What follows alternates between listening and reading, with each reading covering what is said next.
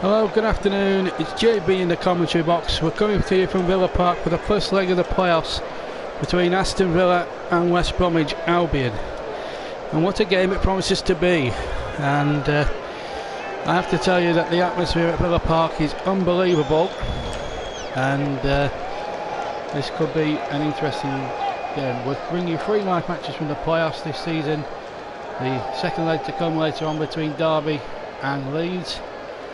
A repeat of Spygate earlier on in the season, but there hasn't been any spying going on, I'm pleased to say, and it should be a classic game between 2 great names of English football. In fact, all 4 teams left in the playoffs are actual great names of English football when the truth is spoken.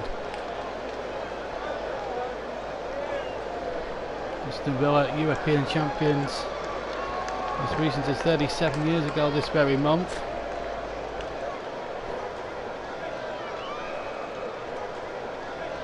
I'm just waiting the 2 sides to come out at Villa Park. I've got the team news in front of me, and we'll get to that in a very shortly. Of course, you'll be able to, just in case you're wondering why there's a leather football in the corner,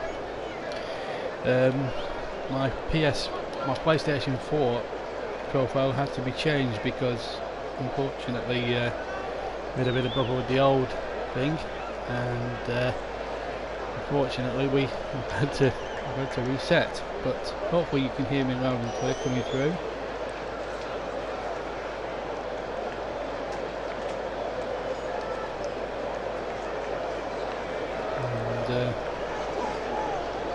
Terrific atmosphere for this game, I must tell you.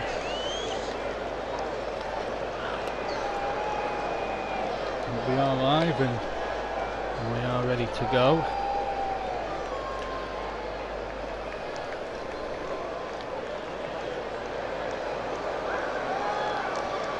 We're part of the great old grounds of English football.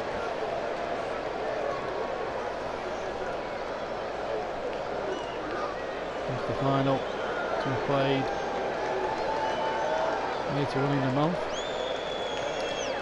Being played on a bank holiday Monday. I think it's the 25th of May. I think the final actually in fact takes place. The playoffs is always one that gives us drama.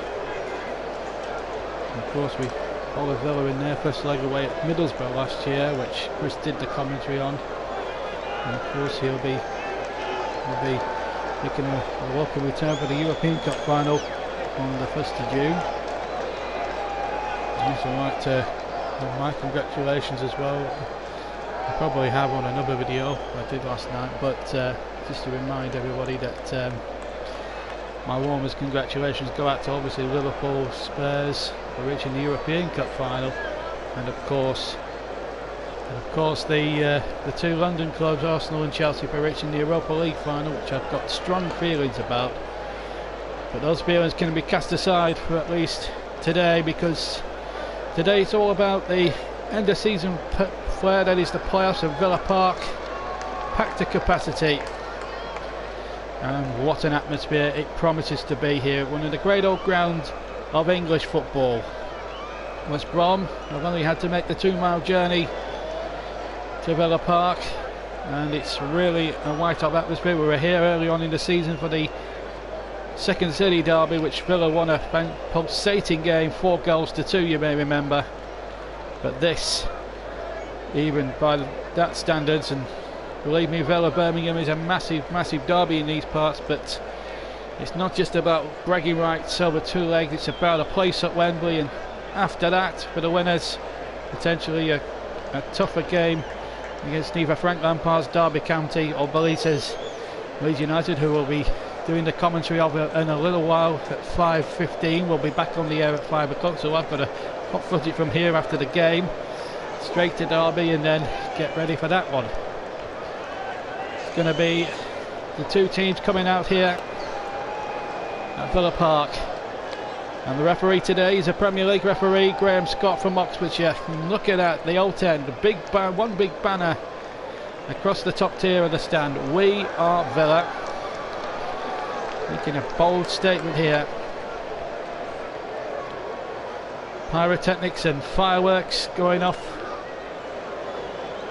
And what an opportunity now for people like Tammy Abraham to get a Wembley appearance, being shoved out at Chelsea. Let's look at the Villa lineup with steering goal, back four of El Mohammadi, Tanasabi, Mings and Taylor. Then it's a three-man midfield of John McGinn, Gwen Whelan and the young Villa player Jack Grealish. And up front it's Adomo, Tammy Abraham and El Ghazi, who's had his red card rightfully rescinded for what happened at Leeds when he was harshly sent off when Bamford made all them stupid play-acting remarks. On the bench, Kalinic, House, Hooverhen, Jelinek, Green, Davis and Jonathan Codger should Villa need him this afternoon. Villa line up with former Villa keeper Sam Johnson in goal, and it's a back three of Jewelson, Bartley and Exari, and then it's Holgate, Phillips, Brunt, Johansson and Kieran Gibbs. In the five-man midfield, Holgate on the right, Gibbs on the left, and up front Dwight Gale, a very pacey man signed from Crystal Palace, and Jay Rodriguez, who scored in the game at the Hawthorns early this season. Their caretaker coach, of course, is the vastly unknown to the wider public at large James Shan. On the bench we've got Bond, Mears, Townsend, Morrison, Samfield, Montero and Murphy, who wears number 70 as well.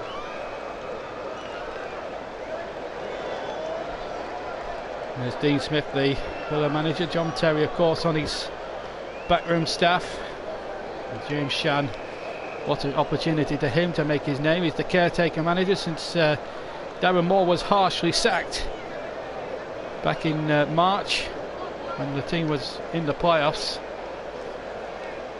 But the Villa Park crowd are absolutely fantastic for this one, and if you'd like a bet, and please gamble responsibly if you would. It's very hard to call with the bookmakers. It's in the local derby, it's always very tough to call, but if you're having a bet on this game, please do it very, very responsibly. What I will say is, if I was a betting man, I wouldn't want to call this one. I wouldn't want to make any rash predictions as regards playoffs are concerned.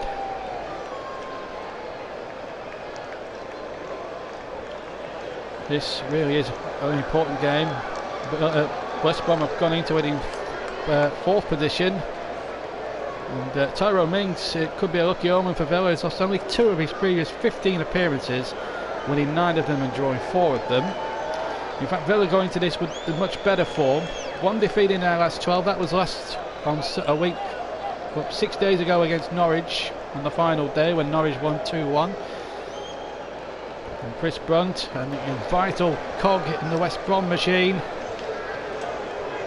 makes a lot of difference to West Brom when he's in the team rather than out of the team. But Dean Smith, a Villa man, a Villa fan growing up, and James Shan, the opposite manager, the caretaker manager, the interim manager, whatever you want to call him, but he's managed to steer them into the playoffs, albeit in an inconsistent sort of run of results. And there's the referee today from Oxfordshire, all dashed out in fluorescent yellow with dark shorts, Graham Scott. It's going to be West Brom in their striped shirts, the blue and white, light blue and white stripes, the baggies they're called, and Villa of course in claret and blue with white shorts and light blue socks. West Brom incidentally attacking the out end in the first half. It's going to be Dwight Gale to kick us off, and he'll play the ball back, and away we go. The first of the live commentaries from the Championship playoffs. Of course, the conference playoff final between AFC Fylde and Salford City takes place this afternoon, and I wish both teams all the best in the world, especially Salford, who have come up through the leagues and have done magnificent well. But Fylde, it'd be nice to have a third team on that part of the world. Already Fleetwood and Blackpool in the Football League, and if AFC Fylde can make it a hat-trick, that would be terrific for them. Salford City, I've got a personal interest because I've got a big friend there who's the actual mascot at the club, and I would like to see Salford get there as well. As Rodriguez runs charging forward, roundly booed because when he scored the late equaliser between these sides back in November in the 2-2 game at the Hawthorns, he alleged to have used a hand, according to Dean Smith and John Terry. Very frustrating times for them, which cost Villa 3 points.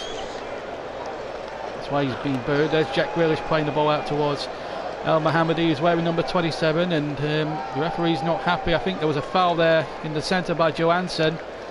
The referee just having a word or two there with Glenn Whelan, who's a former West Brom player. Plenty of needle involved in these games, and if you want to take advantage of the comment section, you're more than welcome to do so. Make more case in the comment section. I'll try and read some out during the game. Of course, this is not the first live match we'll have for you in the playoffs today. We've got the other semi-final, which I'll be hot-footing up to Pride Park for, the game between Derby County and Leeds United. Back in the 70s, that used to be something fantastically special. And Brian Clough and Don Reby were managers with respective clubs. Now it's Frank Lampard against Valencia, and there's a bit of a dark needle going on between those two as Bartley's been penalised midway inside his own half. And Tammy Abraham, a free kick now 45 yards from goal, just centre. And just to remind you of the rules, so with the 2 legs, no away goal rule. So if it was level after the 2 legs, we would compulsory as you go into extra time, because no away goals count in the playoffs semi-finals, as opposed to the European games where away goals count double after 90 minutes, and in the League Cup semi-finals when away goals double after extra time, which actually I believe after extra time is a stupid rule, certainly the League Cup semis, and I think that should be abolished.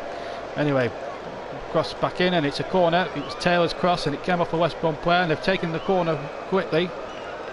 Well, if they know, it's going to be Jack Grealish to take the corner, I think, from the far side. Tanatsabi and Mings, former Bournemouth player, as the ball was taken in quickly, and in the end from 6 yards it was Glenn Whelan almost profiting against his old club, just nodded the header, just got his header slightly wrong. It was a cleverly taken corner here by Jack Grealish into the penalty area, cross back, and it was just behind Whelan a little bit, and in the end it was a little bit of relief there for West Brom as the former West Brom man headed over from 6 yards. It wasn't an easy header to take, and a goal kick it is. Former Villa goalkeeper Sam Johnson to take right-footed. 3.5 minutes gone here at Villa Park. 0-0 in the Championship playoffs semi-final. First leg, second legs will be played to a finish in the next few days, midweek. I think it's Tuesday and Wednesday that both semi-finals get finished, one after the other. The ball is cut out by Aghazi, and he knocks the ball down the left. The West Brom left-hand side. Adama now to win it for Villa. Whelan flicking that ball forward towards the edge of the West Brom penalty area. All of a sudden, Villa on top at the moment. Just to remind you of the 2 results, as I said, 2-2 in the game in the first half of the season. Then in February, West Brom came here to Villa Park and won by 2-0. There's Kieran Gibbs, the former Arsenal youngster, to take the throw. There's a great crowd, and the whole place is jumping, and we hope for a great semi-final. That is the one thing we get. And we saw a cagey game between Middlesbrough and Villa last season where it could have gone either way. Villa did win the second leg, incidentally, and then lost the game against Fulham. Taylor comes forward now for Villa, gets the crossing towards the penalty area, and offside I think it was against Adama.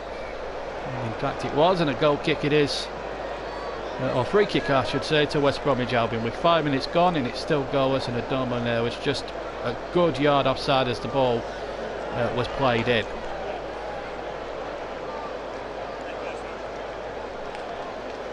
And really is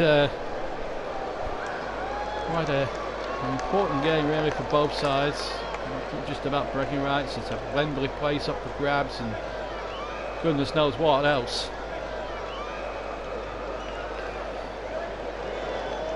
I have to say Villa Park is a fantastic venue, and it should not be a Championship ground, it should be a Premier League ground. Mind you, all 4 of the grounds should be Premier League grounds by rights. And it's going to be a goal kick to Drykdale, slipping as he attempted to try and push the ball on the far side. We were attacking the north end in the first half, where there's a two-tier stand with two rows of executive boxes in between the two tiers. Used to be the end where the away supporters used to be. They're in the right hand end of the dugout stand as the ball comes in. It's Villa again on the attack, and that was towards John McGinn inside the penalty area, who they signed from Hibernian in Scotland. The ball played back now to Grealish. Grealish turns away from his man, finds Al Mohammadi. Al Mohammadi's cross hits the defender, and it's a corner kick. It came off Kieran Gibbs, and it will be a corner kick to Aston Villa from the near side this time. And here is John McGinn, who's going to take it from the near side.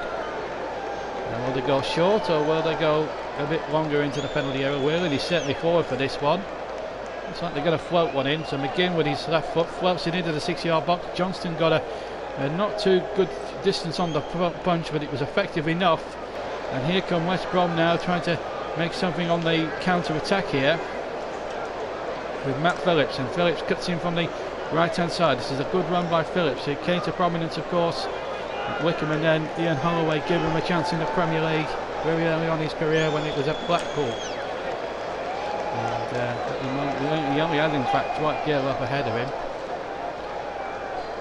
Both teams littered with playoff experience. And the ball out of play, and it came off a defender, so it will be a throw to West Brom deep inside the Villa half, but they go back to halfway, and Zaghi gets the ball back, and Bartley now to hook it forward with his right foot. It was a poor ball really from Bartley, and straight out of play halfway inside the Villa half. We'll throw it to Aston Villa. 8 minutes gone. It's Villa 0, West Bromwich Albion 0 in the first leg of the playoffs, the Championship playoffs. So much rides on these games, of course.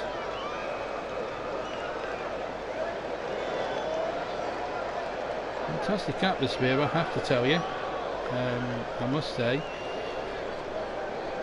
as the Villa player goes down, but there's no foul, so let's play on. Ghazi now has it on the far side for Villa, and the ball will break here for McGinn, or will almost break for McGinn. And here's a chance now for Villa to come forward. And we've got to please keep your comments clean, of course, as the shot comes in from Doma, I think, and it's behind for a goal kick. We do have a comment, and it's from Peter Pinions. Please, can we keep your opinions? Can we keep your comments clean? Because we are a family show, so I'm going to have to hide that, I'm afraid. We have 5 moderators on at any one time, guys, so please keep your comments above board and very much clean, as West Brom win a 3 kick midway inside the Villa half. Big Tanazzi there fouling Dwight Gale. Bit of a mismatch because Tanazzi is a big strapping bloke compared to Dwight Gale's a small pacey sort of finish sort of player. Up to 10 minutes gone. Chris Brunt, who can strike a ball. I've seen him do that in his days at West Brom, here at West Brom, and of course at Stoke, and latterly than that Sheffield Wednesday, of course, when he started his career. I know what that stands for, but keep the comments clean. It is a family show. As the ball gets floated in there, and Villa were in all sorts of problems. The goalkeeper came for a ball that he shouldn't have really gone for, Jed Steer.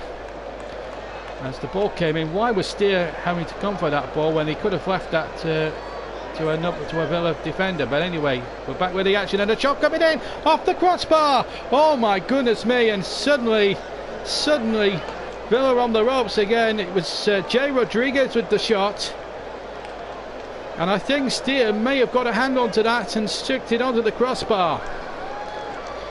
Well, after good early pressure from Aston Villa, all of a sudden it's West Brom's turn to worry the Villa defence, and what a save that was going away to his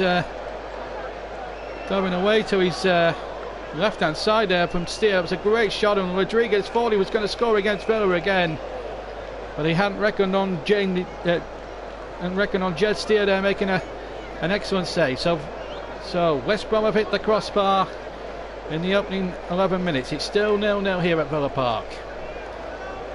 No, that could have easily been the first goal as West Brom go on the attack once again, but the ball bisects everybody, but it might be kept in play. In fact, it will be by Gibbs, and he wins the throw in off Adoma in line with the 6-yard box of Villa. So I take it Jamie is a Birmingham supporter or a West Brom fan, whichever, but we know what SLTV means, and it's not, and I'm not going to mention it because there is one naughty word in that, and that's the first one. Anyway, here's Dwight Gale to take the throw in. Please keep your comments clean if you can. We are a family show. Right, so we're going to see Dwight Gale take a long throw in here, and now, is this a ploy there for one of the West Brom players? We don't know, as the ball was chucked in by Dwight Gale, and it was a poor Gibbs rather with the throw, and it was a poor throw. Zaghi now, Zaghi gets the ball forward for West Brom, a long ball forward, but again, this time better defending there from Villa. Now Grealish, and they'll be looking to him in the midfield to make things happen here. Jack Grealish, as Villa go charging forward again, and once again he goes down. And it's El Ghazi who was fouled on the far side where the Grealish had played the ball into him, and in fact it was Mason Holgate, the former Evertonian, with the foul there. So Grealish, who's the Villa skipper, trying to marshal the troops here after a little 3 or 4 minutes of adversity. 13 minutes gone. It's Villa 0, West Brom 0. Not to be decided today, of course. We've got a second leg in midweek at the Hawthorns, and boy, what atmosphere that could prove to be. Second leg, of course, with the other semi will be at Ellen Road. There's a bit of pushing and shoving going on. Nothing's been given, just a goal kick. Tyrone Mings was involved, and so too was a Ghazi. Now, well, it's handbags at 10 paces to me. It's a very difficult one, whether that should have been a penalty ordered by Graham Scott or not. Very hard to say. I actually think Mings may have made a little bit of a meal of that, and I think the referee maybe quite rightly, in fact, erred on the side of caution. Michael Atherton as well there too. This is really a tough old start. But it's been a good game. Villa have come closest, of course, though. They've hit the crossbar. And James Chan will be delighted with the way his side have gone about their business. Dean Smith will be a little bit frustrated after a good opening 4 or 5 minutes.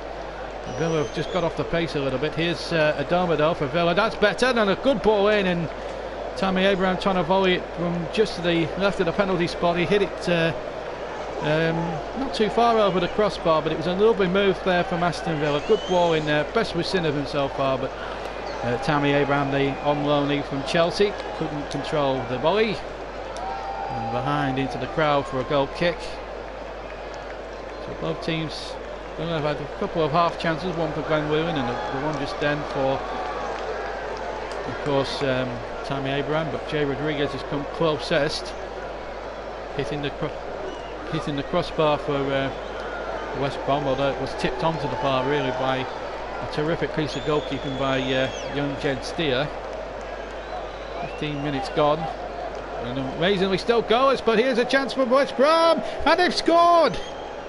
It's Dwight Gale with his left foot, and it's West Brom who silenced the crowd, and it's they who celebrate.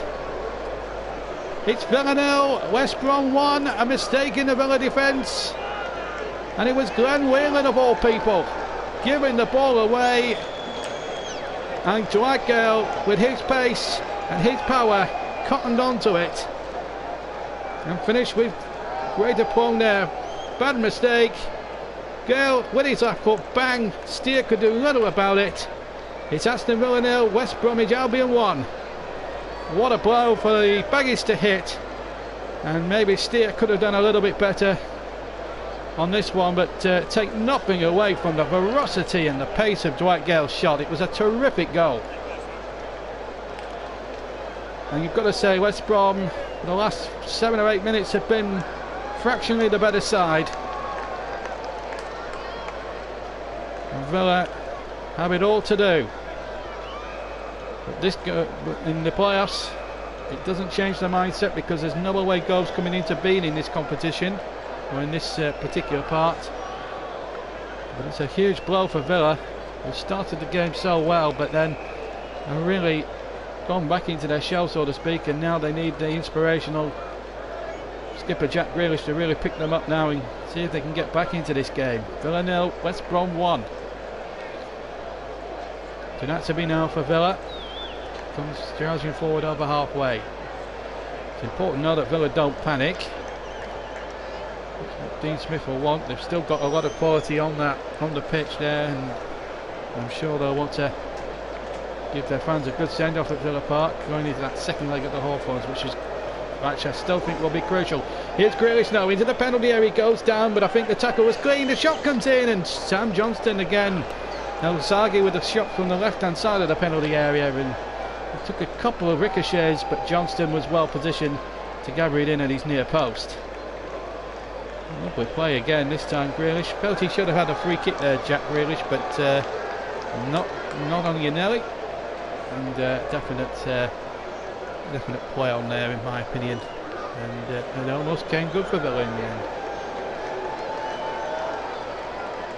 The semi-final to come later on. Villa Park just plunged into silence now for they hope will be a temporary time. Villa have a throw in on the far side, in around their own 6-yard area. Tells you all you need to know, really.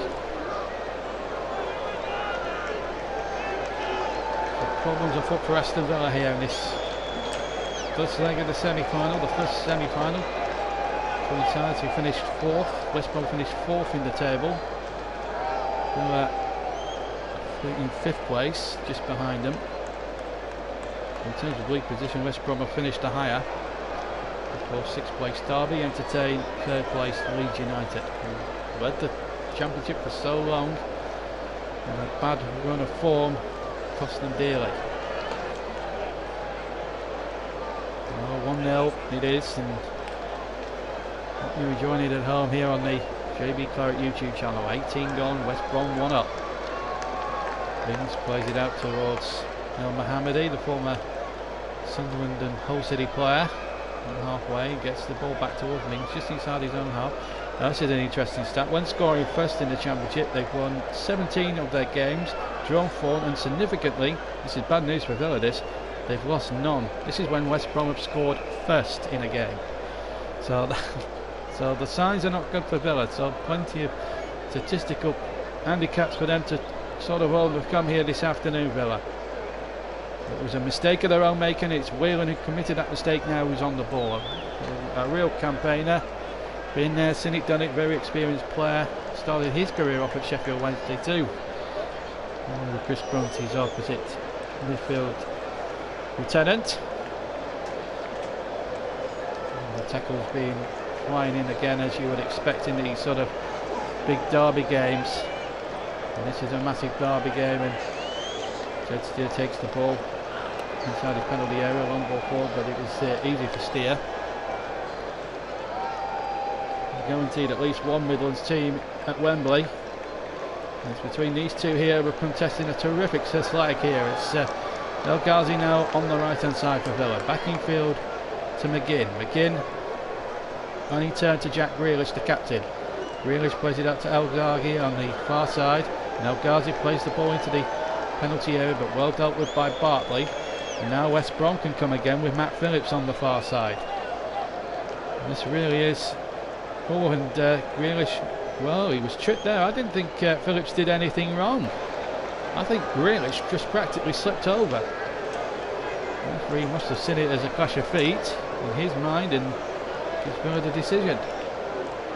Anyway, Abraham now trying to turn. Adoma slips, allows Zaghi to get in there for the Albion. West Brom relegated from the Premier League last season after a torrid time when they went through, I think, 3 managers and were rock bottom for at least 6 months of the season. That's how bad it was for the Baggies, but it's been a little bit better season. But again, they've sacked a manager possibly prematurely, but James Shanna's really got them firing again on all cylinders, and he's not one that's rather renowned within the football world, but at the moment he's getting the maximum out of his squad at the moment. This is really, they played a 1-2 with Grealish, and then the bad control there let in Dwight Gale, who just smashed it in. But I would say that Jed Steer should be saving that for me. I think it's very close to him. He gets a hand on it as well, but very disappointing. And Whelan hangs his head, as he ought to do, because he knows. And to be fair to him, he held up his hand and said, well, my fault, I shouldn't have done what I did, I do apologise. But at the moment it's costing Villa dear as we go into the halfway mark of the first leg of the first half. Here's Jack Grealish now through the centre for Villa, deep inside the West Brom half, plays it out to the right hand side, and Mohamed back to Jack Grealish, who now Villa will turn to try and have an influence on the game as he tries to play the ball into the penalty area. Whelan winning the header, trying to look for Tammy Abraham, but he couldn't be found, and in the end Sam Johnson, the former Aston Villa goalkeeper, will know a little bit about the current Villa squad, having played there under Steve Bruce. Takes the ball rather cleanly. Here's Grealish once again for Villa. Turns away from his man and finds El Mohammedi. El Mohammedi goes back to the Natsabi, and he gets the ball back to Jed Steer, all in the green goalkeeper's jersey. And Tyrone Mings to bring the ball away for Aston Villa. The Saturday game, double bill coming to you, including the Championship playoffs. Usually these games are for tense, tight affairs, of course. Of course, the final to be played, I think, on the 25th of May.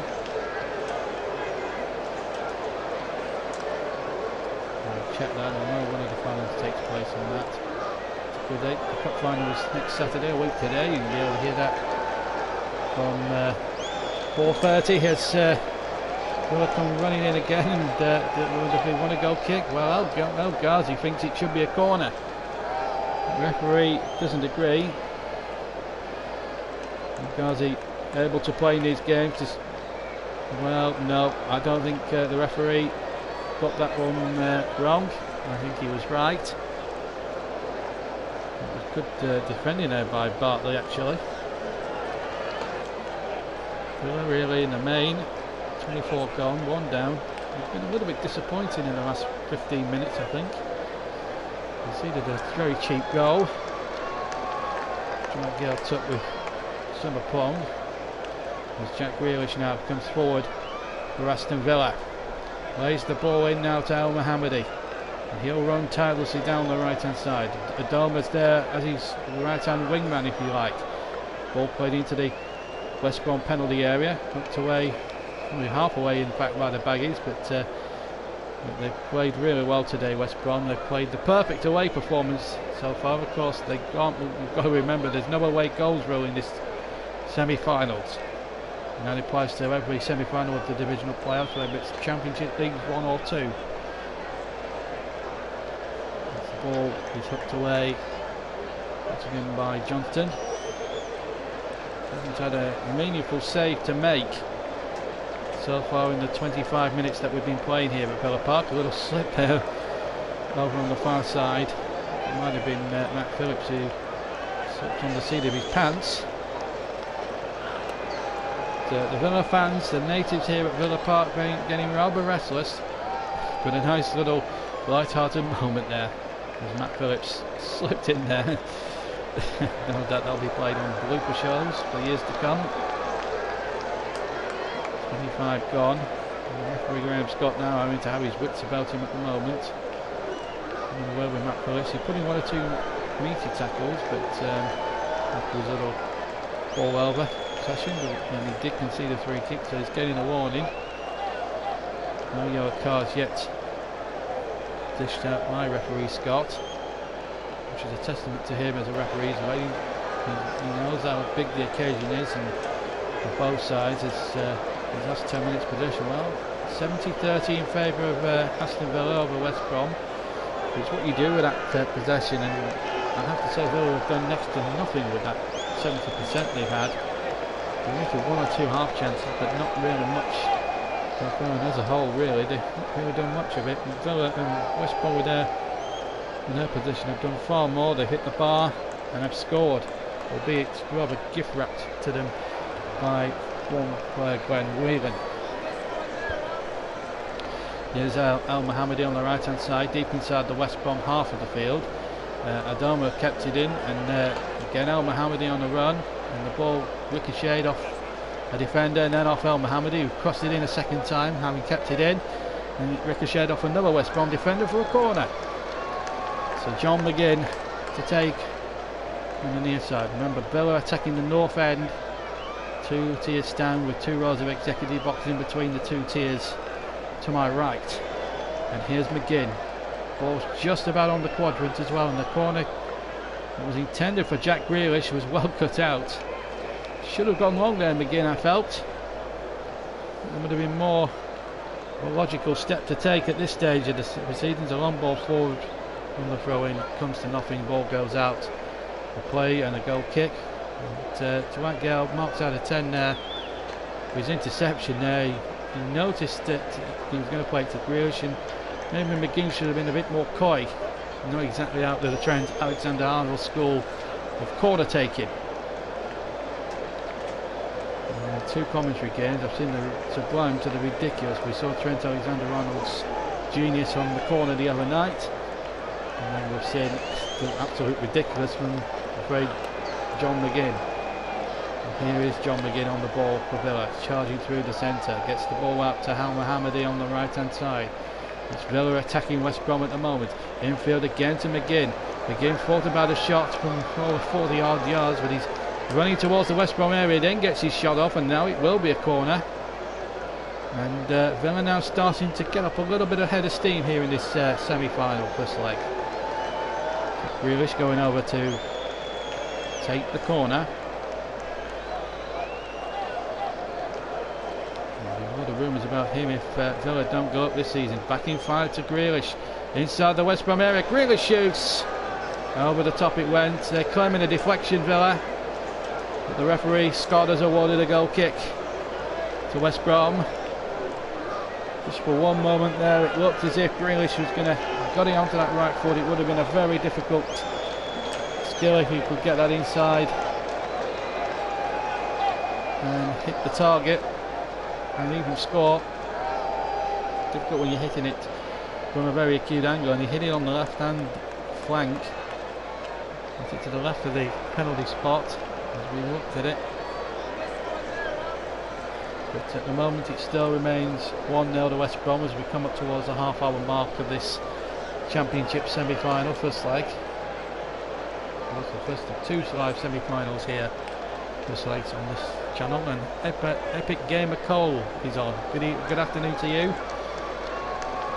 It's good to see some of the new guys. If you are new to the channel, give us a like and give us a subscribe, and knock that subscribe button and the notification bell if you would mind, as a cross came in from West Brom. Rodriguez gets the second ball back after the initial header was cleared.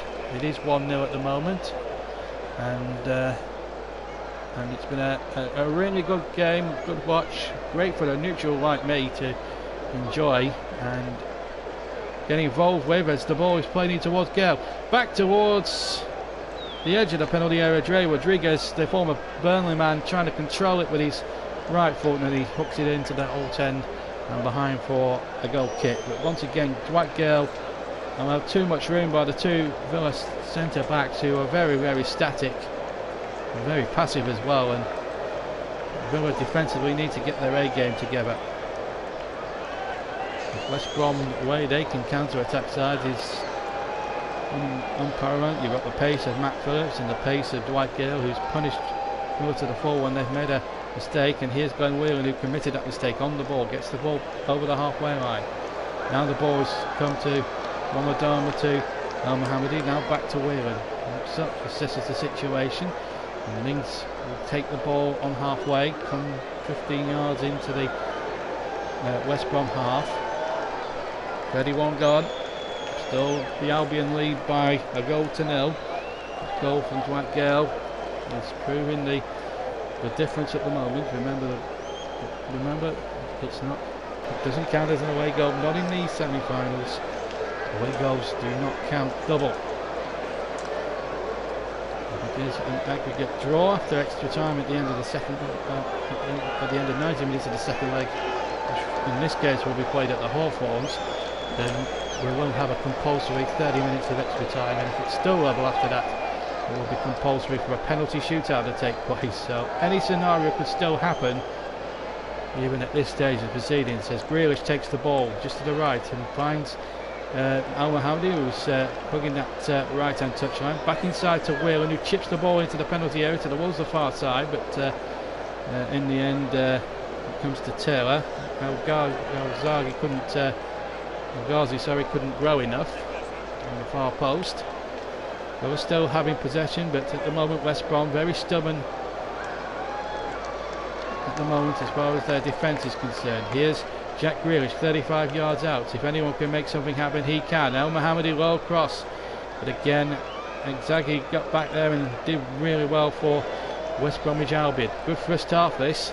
32 and a half gone as Taylor hooks the ball in from the left hand side, looking towards Tammy Abraham, who's been a little bit quiet this last 20 or so minutes of the first half since he hit the volley over. McGinn goes down, he wants a free kick and gets it to the disconsolation of Mason Holgate, the former Everton man, and he's going to get a yellow card, in fact, Holgate. Now let's just see what happened. McGinn wins the ball, and in fact, yes, I think that's a foul because Holgate's got a piece of McGinn's shirt.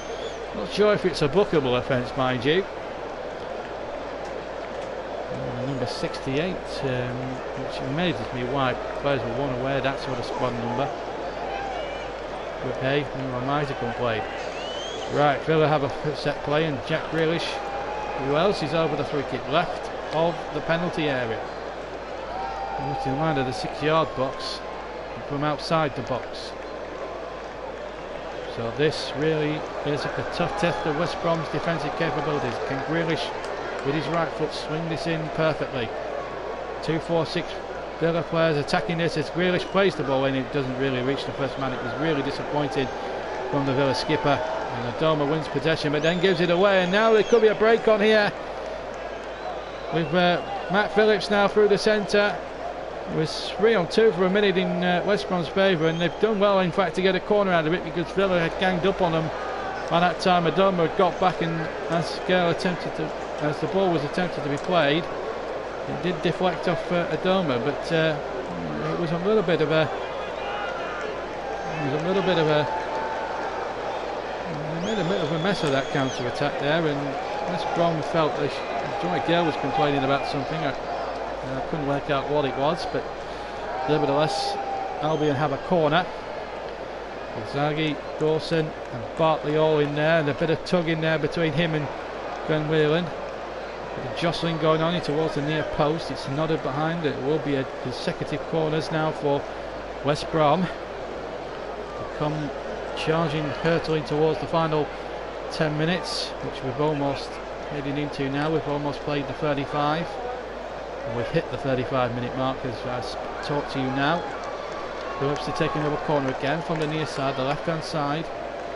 Again, the jostling in that penalty area as that ball is playing in towards the near post. That was dangerous. A dangerous corner, better than what we've seen from McGinn and Grealish so far for Villa as regards their corner taking. Back with Johnston now, halfway inside his own half. Tom Eatonstyle kicks forward,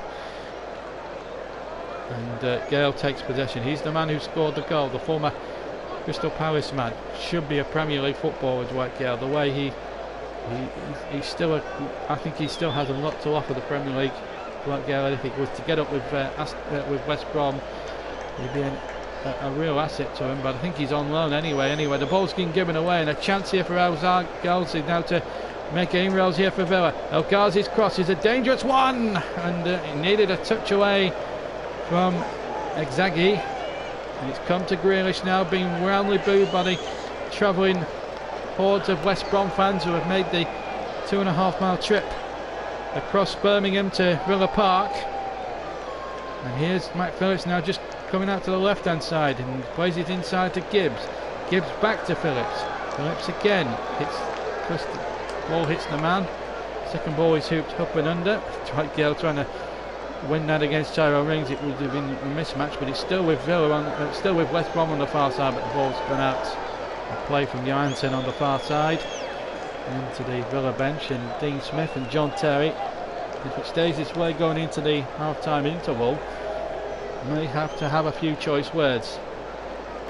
I mean, they've had all the possession and most of the play and dominated all that part again, but they have not been good enough in the final third. Defensively, West Brom have made them look second-rated, really, but still very much in it at 1-0. It can still be changed. There are options on the bench for both sides, so it's not all over yet for Aston Villa by any stretch of the imagination.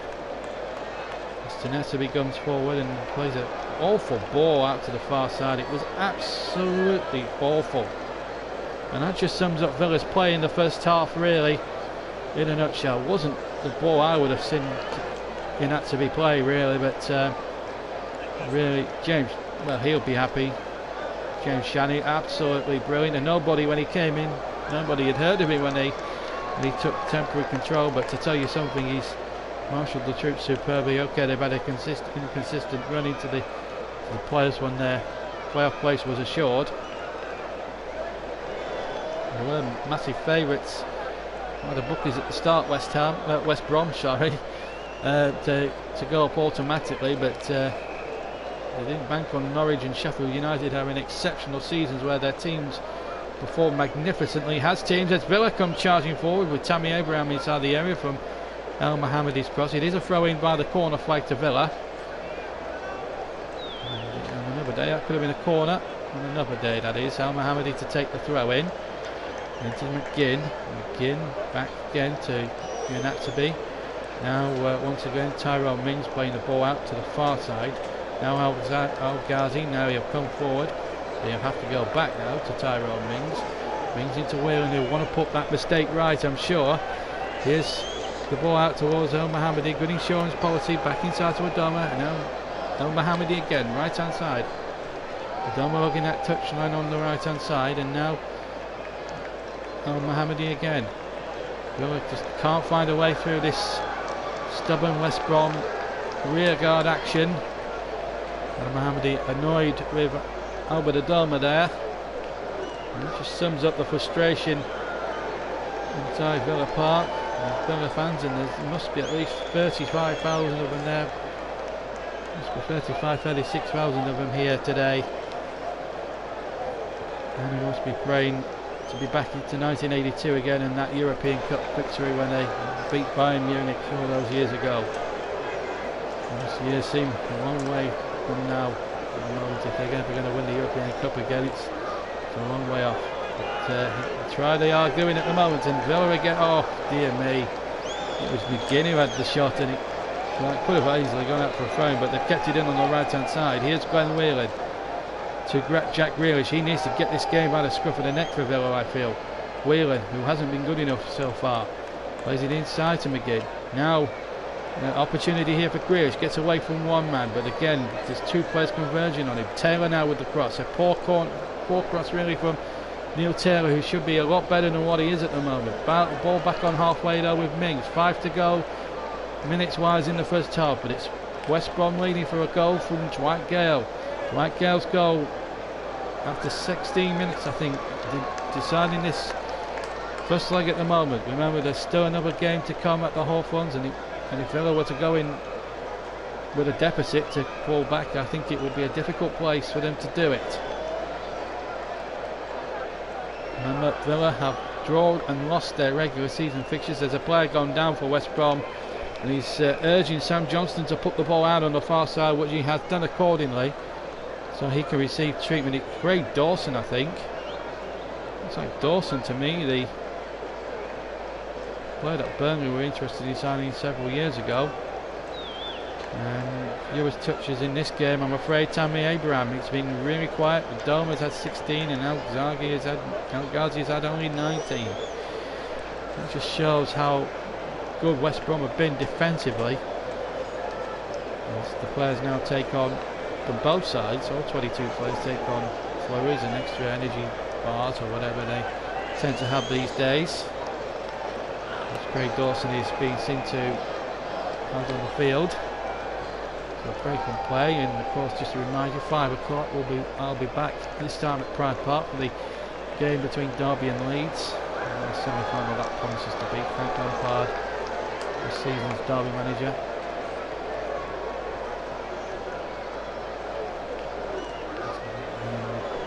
Certainly has produced some great performances in knockout football, so this might be tailor-made for him. Leeds frustrated they didn't get up automatically, having had a lead in the championship title race with Norwich and Sheffield United. Overhauled them form-wise and team spirit-wise. Plenty of work for Belisa's boys to do at Derby and Erling Road later on, but this was the goal again. Dwight Gale, left foot, bang. Maybe the goalkeeper should do better for me there, Jed Steer, but having said that, it's a cracking little finish. And Ollie Grimmers didn't enjoy that.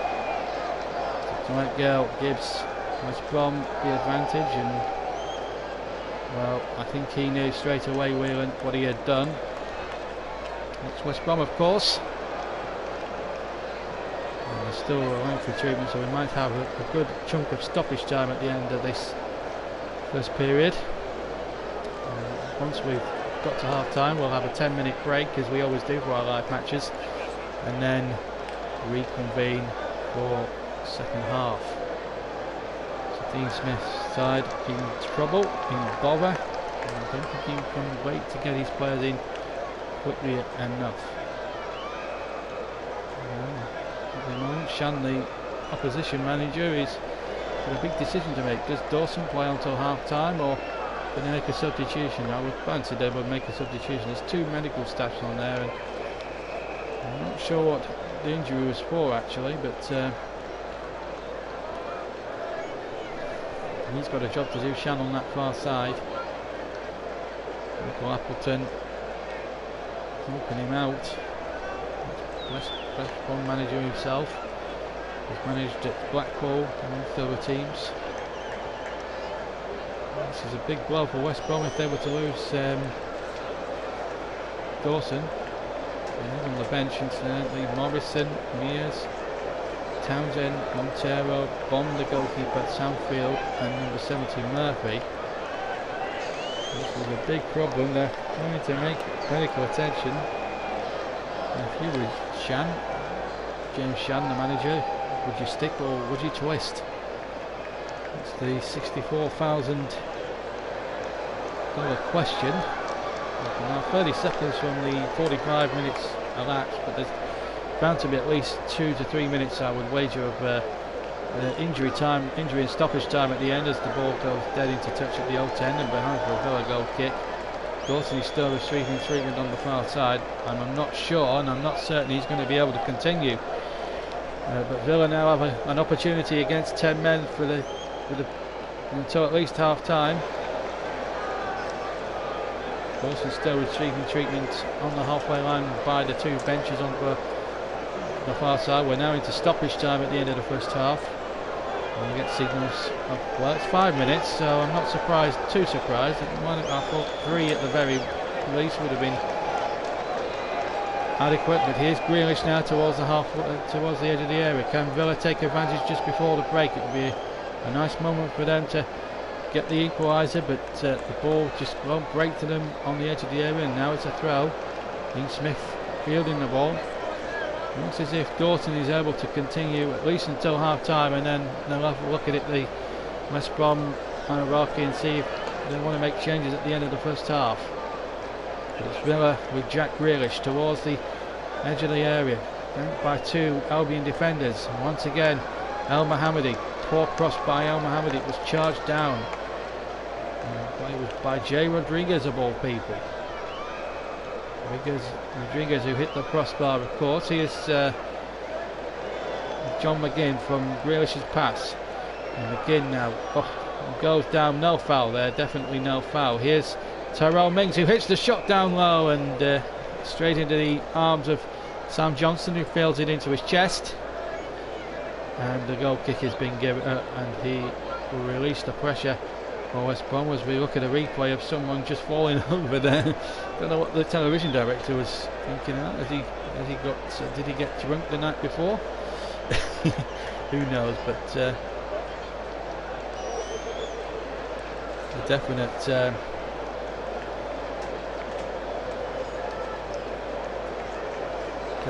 really the shot from Mings was a decent one with his left foot, but it's straight down the throat of the goalkeeper. Here's Mings now 15 yards inside the West Brom half. This Midlands derby going the way of West Brom at the moment, but wait, here's Taylor now to the byline, left hand side, and that deflected out for a goal kick, to the frustrations of Neil Taylor, the former Swansea man. Bryn's got not winning too many friends, it seems, with the Villa Park public. We'll see once again. Now, did this deflect off Dawson? He seems to be okay. Well, it did seem to come off Greg Dawson, I must admit. It's very hard, really, for referee Graham Scott to make the right call, because you're damned if you do, and I suppose you're damned if you don't if you're a referee.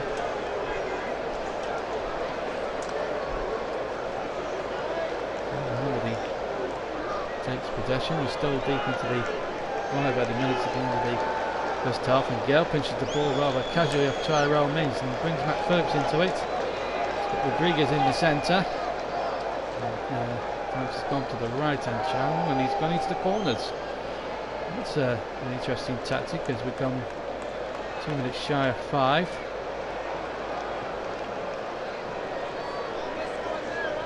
An extraordinary end to this first period. Won't be able to take the throw in. We've roundly booed by the masses of Villa ranks around this whole Villa Park ground. 90 seconds of the stoppage to go. Stoppage time, a minimum of 5 minutes, I should also stress, as the throw comes to nothing and Jed Steer catches the ball and gets Villa moving again with Tammy Abraham. But out to play goes from Dawson and play on the far side. And it's the West Brom left hand side, or the Villa left hand side as we look. Get another throw in. Again, all the way inside the West Brom half. Now into the final minute of the additional 5. Again, I should also stress it is a minimum one. Can't keep emphasising that enough. As Dawson plays the ball into the area. And as far as Whelan, we've got 40 seconds left of the first half. Still 1-0 to Aston Villa in the, or 1-0 over to West Brom in the playoff semi-final. Grealish has possession again. 30 seconds left. The ball before the break. And we take a short break, 10-minute break, to get our breath back from what's been a breathless first half here at Villa Park, and I think we could all do with a lie down and a little break before we reconvene in 15 minutes time for the start of the second half. And the sunshine in the second city. Al Mohammadi back inside once again, in towards Whelan. Whelan now, 4 seconds from the end of the stoppage time. We've played the 5 minutes. And there will be time for a free kick, I think, to Aston Villa. No, there won't. Then the Villa are a little bit disgusted by that, but there goes the whistle, and it's Dwight Gale's goal for a mistake by Glenn Whelan after 17 minutes, which is the complete difference in this game, I'm afraid.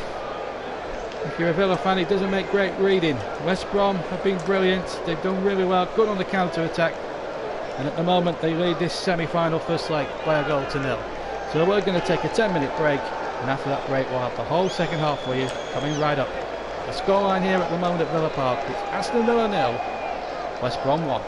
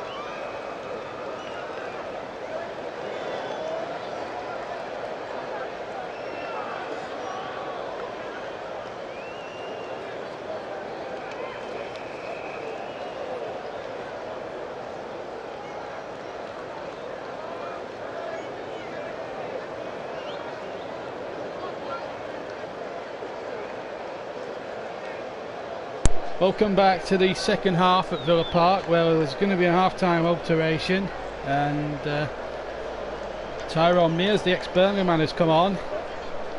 So it looks as if Craig Dawson hasn't lasted. He's only got as far as the 45-minute mark, but Villa have it all to do in the second half. They weren't really great there. Yes, they had all the possession, but they did absolutely next to nothing with the possession that they had. Now they need a big 45 minutes ahead here at Villa Park this afternoon if they're going to get back in the playoff chase.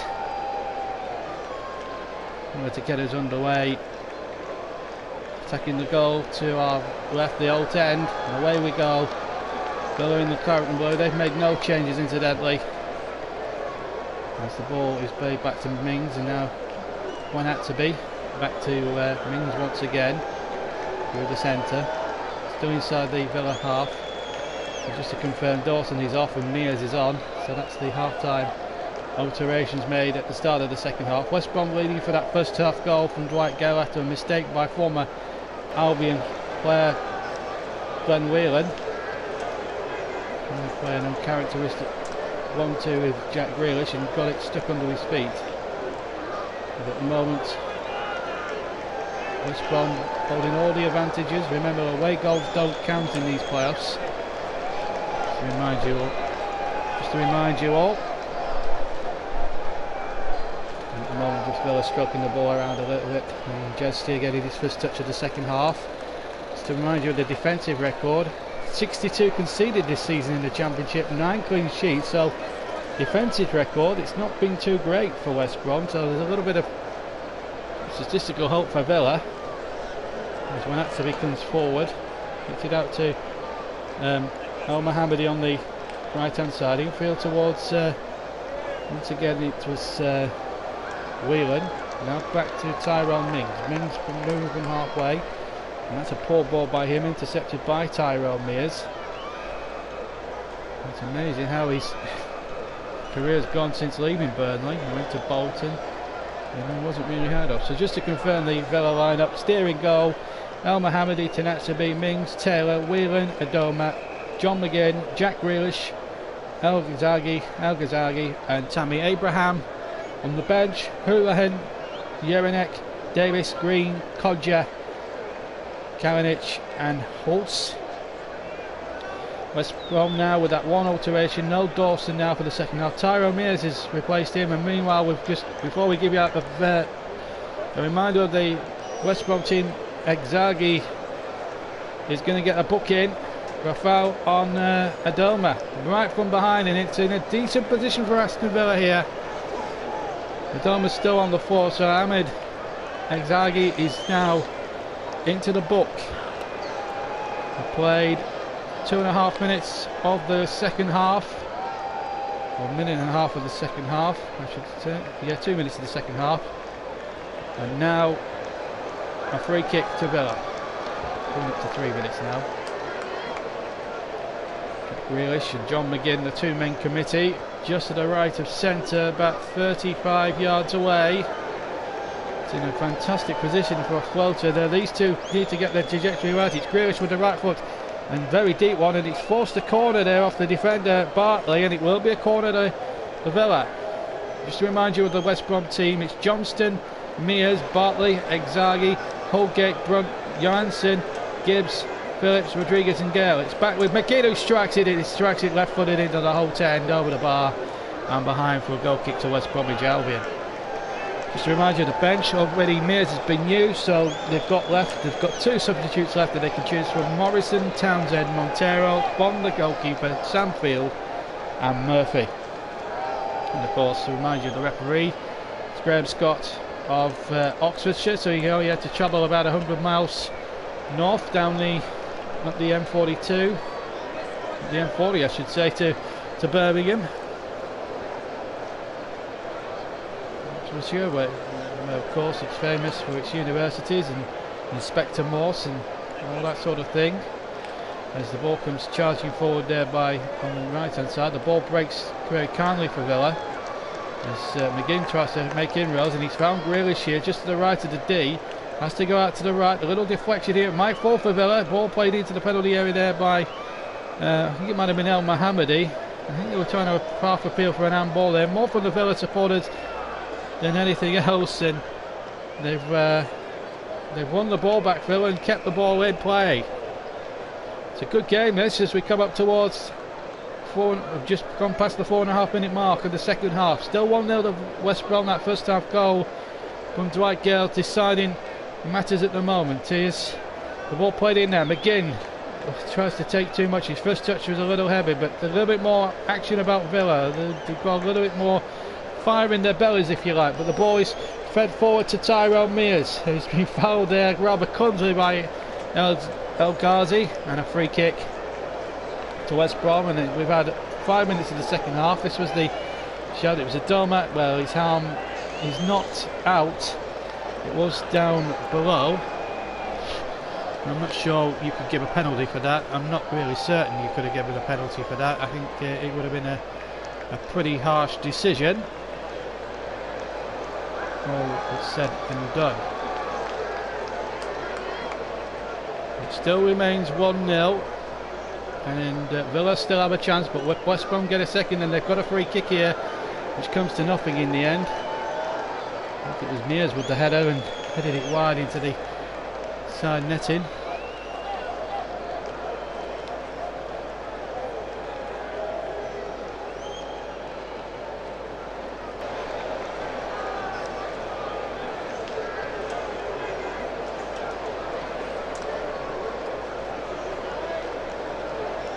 And here come West Brom again, this time down the left hand side, and it's Phillips leading the charge.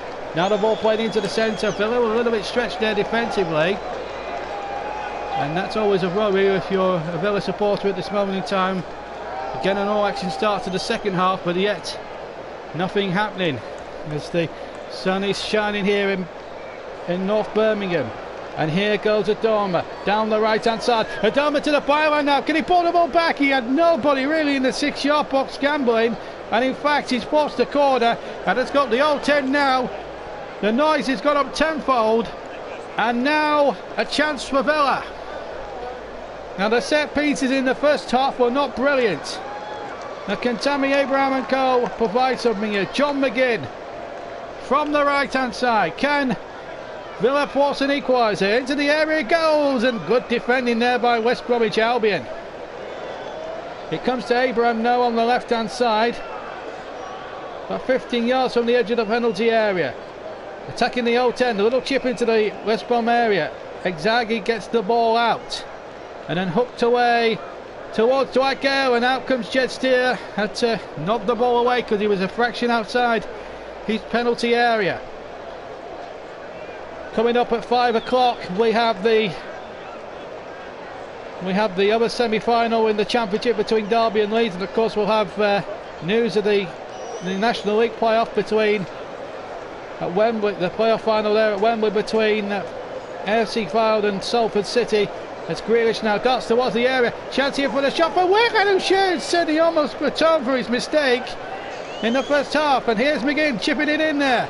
It's all hands on deck, away by Bartley.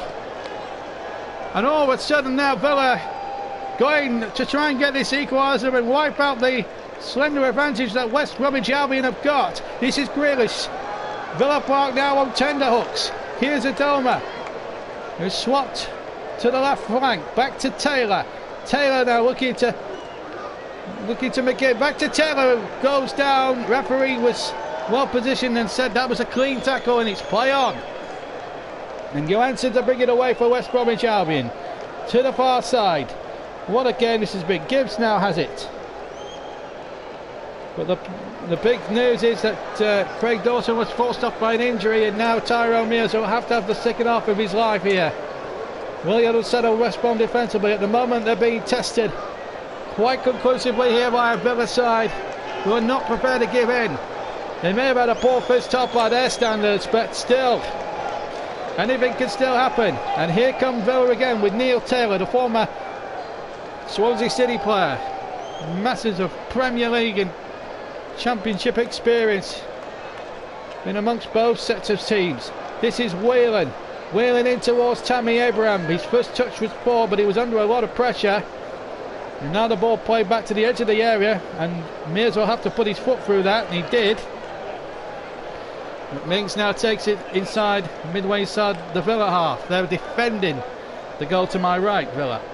Of course, attacking the whole end, and West Brom going down to the north stand, which is that two-tier stand flanked by, in between which there are two banks, or two rows of executive boxes in between. Here's Whelan, 25 yards from goal. Might have thought about a shot, but he's got it out to the right hand side. Ball played in, good header! Oh, just wide from 6 yards from Tammy Abraham. It looked a formality as soon as he nodded it. Lovely ball out to the far side there from Glenn Whelan, and a lovely cross, and it was flicked just wide.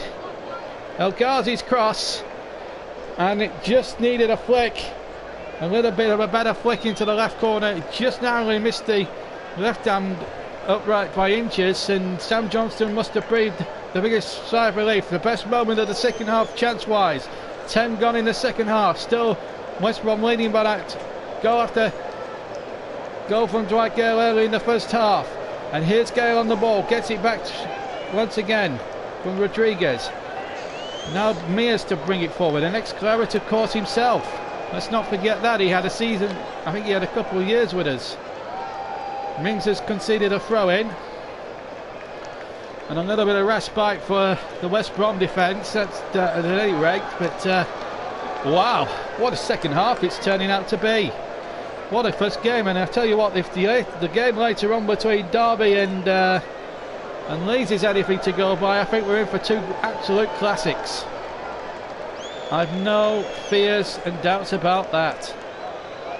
Anyway, Gale will take a long throw for West Brom, and it's midway inside the Villa half, maybe past, in fact, level with the edge of the 18-yard line, in fact, and they've won a corner here, West Brom, to the dismay of everyone in Villa. Bartley was up from the back, and he'll stay forward for this corner as well. Bartley starts from just on the periphery, on the byline, from the periphery of the byline, and sometimes that can work against you and for you. In this occasion it's worked for West Brom because they've won a corner. On another time that could have been classed as offside. Anyway, Bartley stay forward for the back, and also Brum will take the corner. Brum takes it from the near side, a deep one towards the far post, headed back into the danger zone, and still not away, but Zaghi can try and retrieve it, and now Grealish to get it away. Just for one horrible moment it looked as if, for Villa fans anyway, that a bit of afters there with Johansson and one or two others. He was shoved there, Johansson, on the far side, but I think nothing was going to come of it anyway. Villa have got a free kick, I think, and carry on with Tyrone Mings. I think it was a throw-in and not a free kick actually. Anyway, here comes Al Mohammadi. Now then, surely Adoma will try and cook up a little bit more magic on the far side, and he will. Adoma, has he kept that in play? Yes, he has, but he's lost possession once again.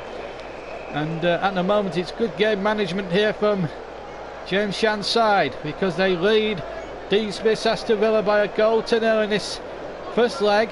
Remember, it's not all over yet after today. It's still the second leg to come. I think it's on Tuesday night at the Hawthorns.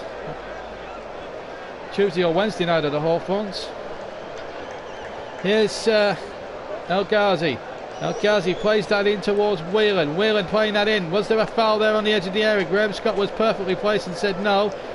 And McGinn now gets it back to Whelan again. McGinn goes down, but Villa have possession and might have a possible advantage with El Ghazi to Taylor on the overlap. Taylor's cross from the byline is a decent one. Can't find Abraham though. Grealish will win the next ball. Gets it on the edge of the area. Grealish shapes to shoot. Grealish shoots, and it's saved. Diving away to his right hand side by Sam Johnston, the former Villa keeper. And West Brom, for the moment anyway, live to fight another day as his left footed shot. Got a couple of deflections which made it maybe that tad awkward there for Sammy Johnston in the West Brom goals, but he did well. After today I've got a hot footed from Birmingham to Derby, so I've got long as soon as, so it's going to be a long old afternoon, and we'll be live from 5 o'clock at Pride Park for the second semi-final. And what a game it really does promise to be here over in Derby as well. Four great big names of English football battling it out with a £120 million prize pot which they'll get for winning the playoffs. As the ball's played in there and the flag has stayed down here against Jack Grealish. Gets it in by the byline and now fades El Ghazi. Back to Grealish again, left hand side, in line with the edge of the area as the shot comes in from El Ghazi with his right foot. It was a very speculative shot, albeit from about 25 yards to the left of the penalty area, and it was well wide of the right hand upright, or the left hand upright as a look, and goal kick I think has been awarded.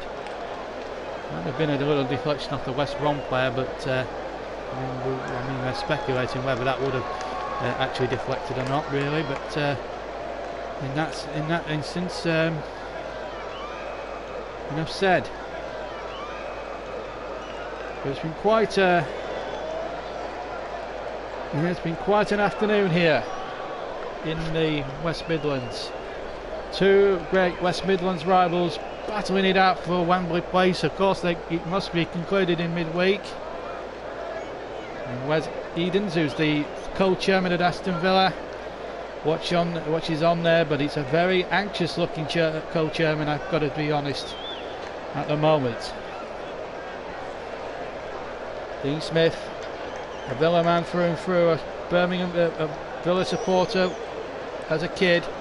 His father used to be a steward here at Villa Park, so Villa in their veins in the Smith household as the throw comes in, and we've got another derogatory comment, I'm afraid. SOTV, we know what the first word means. Can we stop with all this, please? It's a stream, let's just get comments on the game, please. I'm all for banter, but this is a family show, folks. Right, anyway, back to the game. I think they're both neither West Brom supporters or Birmingham supporters. I think we've got a lot of Birmingham fans on today. There's a yellow card being shown to Dwight Gale for time wasting as he's taking his long throw. And it's level with the edge of the Villa penalty area, the right hand end of Villa Park, attacking the north stand. Remember, the throw comes into the penalty area, flicked on, and he'll come here for a shot from Brunt up the blue noses. I think that's what they say. Certainly not boing boing. Yes, definitely a Birmingham supporter, old Reggie there. And if you are new to the channel, give us a subscription, get subscribing, because there's plenty more where that comes from this month. We've got Derby to come, Derby Leeds to come today. Then next Saturday, of course, it's the FA Cup final, and I'll be at Wembley for that one. I'll be in the com box for that one at 4:30. I'm a Baggies fan and I'm a subscriber already. Well done. Oh, right, you're not a Birmingham fan. I do apologise. Got the Baggies. Right, we've got you now, Reg. We are. Thank you for. Well, I'm glad that you are a subscriber already. Thank you. I can never tell who my subscriber bases are because I'm so busy. Anyway, back with the game, and of course next week we've got the cup final for Wembley. Bye with me and everybody else. And Badge says make someone a moderator. Well, I have five moderators. I don't really need more than 5 really. Usually we don't really do 12:30 games. And hopefully we'll have a couple of moderators on at some point later on. And of course, I'll remind you, of course, in a few moments of JB Man of the Match, of course. And for those of you who are not familiar with that, I will comment in a minute. Once we see this attack from El Ghazi into the centre it goes, and it's Neil Taylor trying to make inroads, but it's away by Jay Rodriguez, an ex-Claret. So Bunkson has subscribed. Good, thank you very much indeed for subscribing to the channel, Bunkson. As Rodriguez now goes out from the far side, and Wanatza comes charging back for Villa. So let's just remind you of the JB Man of the Match award. Now what you have to do, this involves hashtagging this. So here are the rules, as Villa just have possession and win a free kick, so we get a breaking play to tell you. Just to remind you then, that there's a little bit of afters going on between Jack Grealish and Johansson there, which is the game's just starting to get a little ugly. So we'll just break off from that and just remind you of the JB Man of the Match award. Tammy Abraham was the man fouled, incidentally. So choose your name of the player that you want to see pick up Man of the Match, or you think deserves Man of the Match. But the crucial thing is, for the vote to count, you've got to hashtag it with the hashtag JBMOTM. It's important that you do that. MOTM, and then the vote will count, and the man who's got the most votes after 90 minutes will pick up our supplementary award. I mean, it's just a way to get you guys involved, really. Dwight Gale was down on his haunches, but now he's back on his feet again. And now we have the ball's back in play with Neil Taylor for Villa on the left hand side. El Ghazi comes forward. You can make your votes for man of the match now, between now and the 90th minute if you like. As El Ghazi's shot just might have got a couple of deflections along the way, but it was straightforward enough for Sam Johnson. He was perfectly placed to gather the ball in, no problem at all. Good semi-final this. Let's hope the other one this afternoon, as we hop it down to Derby for the second commentary, is going to be just as good, between Derby County, managed by Frank Lampard, and Balicia the Leeds. Of course, Balicia being the Argentine coach. And I'm sure most Villa fans will want Leeds to lose out. There's going to be another change here. Number 70 Murphy's going to come on, and it's going to be Matt Phillips being replaced. And this really has been a terrific away performance, you've got to say, from the Baggies. They played really well. Jacob Murphy's going to come on. Of course, his brother plays for Cardiff, and he's been relegated to the Championship. That's Josh Murphy, of course. He's been relegated to the Championship. Neil Warnock's side. They got relegated last weekend when they lost. Lost their game against Crystal Palace, which was quite a remarkable game. Could have gone out of the way, and another day Cardiff might have won. Now we're going to see the first Villa change. Glenn Whelan's going to come off, and we're going to see Conor Hourihane, the former Barnsley man, come on, and can he make up and atone for the mistake that Whelan made in the first half? He's a great player, very highly rated, I think, and a double substitution because off comes Albert Adoma. And also for Villa we've got Green as well. Green has come on, so just remind you, Whelan and Adoma are off, Hourihane and Green both on for Villa. Can Villa get the equaliser here? They had to come from behind in the game that we covered against Birmingham City back in November, and there are boos around because West Brom are taking their time, in Villa's mind, against the rules. But as the throw is taken, comes to nothing, and substitutions galore. We're now into the 67th minute. Don't forget, man in the match, the name of your player, and hashtag it with the hashtag JBMOTM. Important you do that, guys. Here's Mears back inside to Barkley. I didn't say Barkley, but it's Barkley, and the long ball forward, and there's a West Brom player. Gale was the man who went down there, but referee Graham Scott doesn't interesting. Second half match stats: Villa have had 6 attempts, West Brom have had 2, and the goalkeeper for West Brom, Johnson's made 2 saves in possession. 72% Villa, 28% West Brom. So it shows that Villa are making a better fist of it in the second half, but the scoreline still remains the same. It's Villa 0, West Brom 1.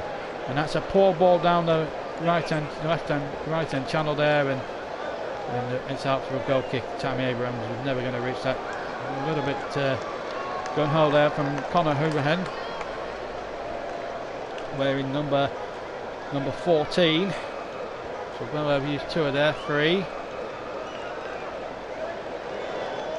Murphy has come on for West Brom, of course, to replace Matt Phillips. So they've used 2 of the 3. Remember, they had to sacrifice Craig Dawson at the end of the first half due to injury, and on came the former Claret Tyrone Mears, as Tyrone Mings now breaks down into the middle. It goes back to Hourihane, who gets it back to Jed Steer, who might be very disappointed in his part in the goal. Could have got a much stronger hand to the shot from Gale. I know he hit the shot with some velocity, Dwight Gale, and it's very hard to criticise someone who is a human being after all, but as a goalkeeper you always feel that a little bit disappointed, and you feel that they could have done more. But to be fair, the Villa fans have still kept going, they've still kept supporting, and it's been a great cauldron. It's been a proper derby game, and we'll probably have the same atmosphere in midweek when they reconvene part 2 at the Hawthorns. Of course, it's played over 2 legs, and I should tell you about the aggregate rules. And there's a player down there. It's Dwight Gale again involved.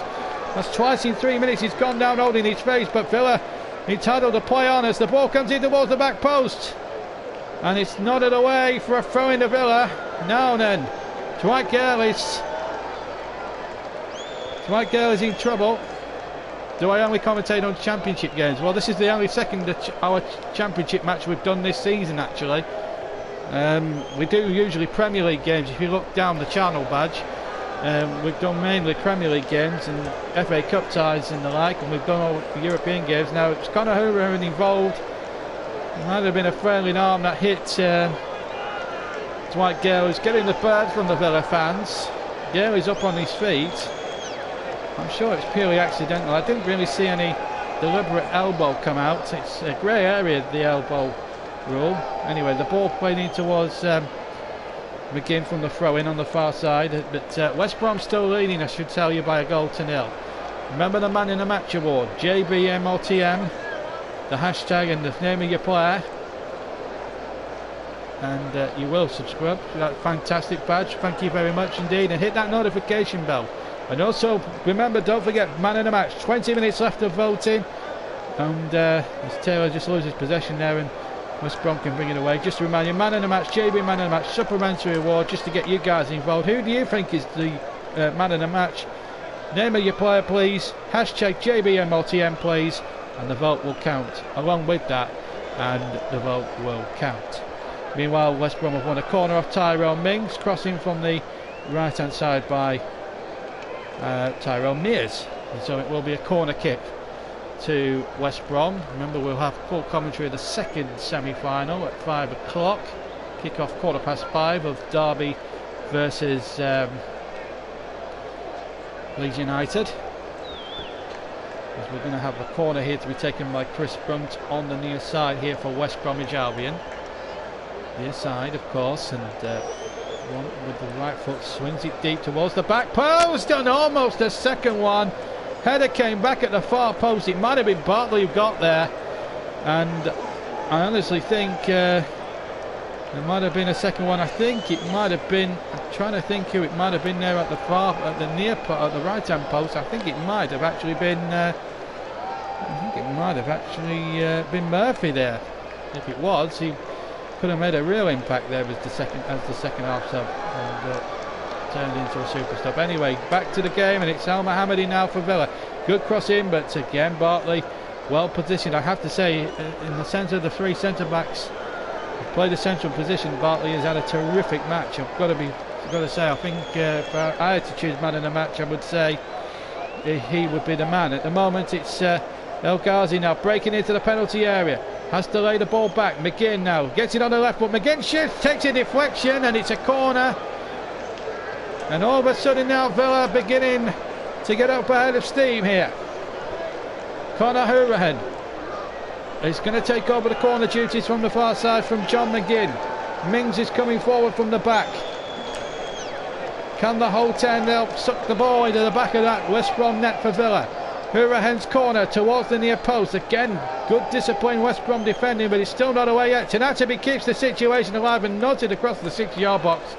And no one could get a touch on that, and it was cleared, only half away, mind you.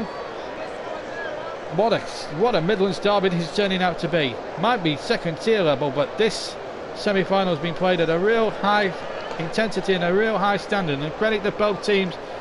Certainly Villa in the second half, West Brom more so in the first, having a go, and Gale now has it on the far side.